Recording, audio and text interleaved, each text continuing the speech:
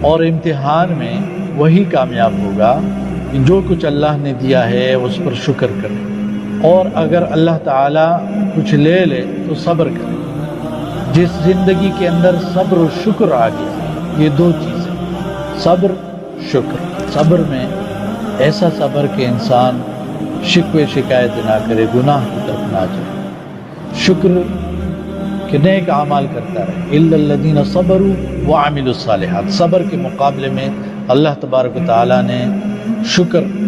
کے بجائے یہ ذکر کیا کہ وہ عامل الصالحات، نیک اعمال کرتے۔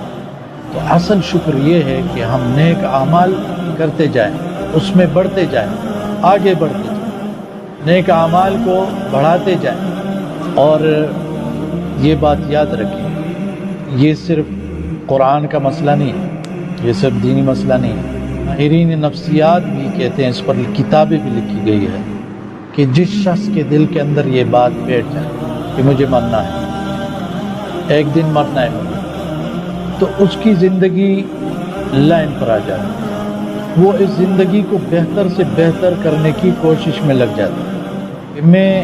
خود کے لیے فائدہ اٹھاؤں، دوسرے لوگوں کو فائدہ دوں۔ تو ہم تو الحمدللہ مسلمان ہیں، رب العالمین نے ہمیں سب کچھ بتا دیا ہے،